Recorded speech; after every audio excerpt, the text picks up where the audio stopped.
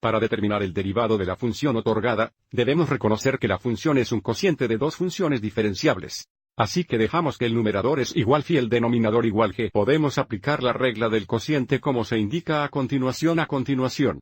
Así que el derivado del cociente de f dividido por g es igual a gxf', fxg' dividido por g squared.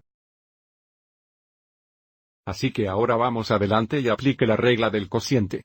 Siempre me gusta comenzar con el denominador porque el denominador va a ser el denominador cuadrado.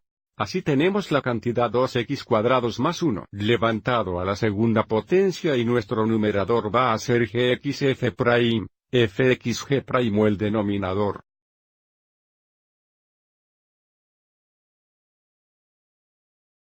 X el derivado del numerador que será solo 4e para la x menos el numerador que es 4e para la x. X el derivado del denominador que sería 4x. Así que ahora tenemos la función derivada, es una material de realizar álgebra simplificar esto lo más posible. Dejamos nuestro denominador en forma factorizada. Ahora distribuiremos aquí para tener 8x cuadrados e a la x.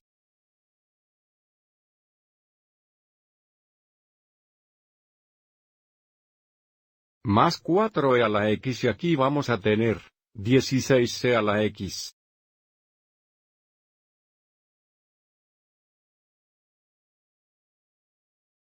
Así que no mucho va a simplificar aquí, pero vamos adelante y factoremos el factor común más grande del numerador.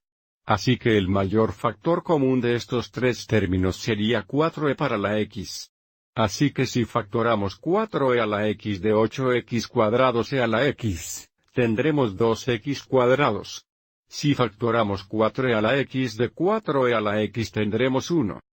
Si factoramos 4e a la x de 16x a la x nosotros 4x.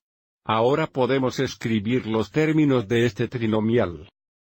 Descendiendo la orden ideas y factores, pero puedo decir mirando que no va a factor. Tenemos nuestra función derivada.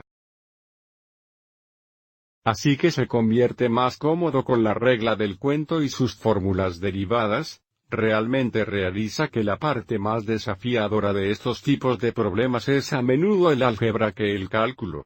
Espero que esto fue útil.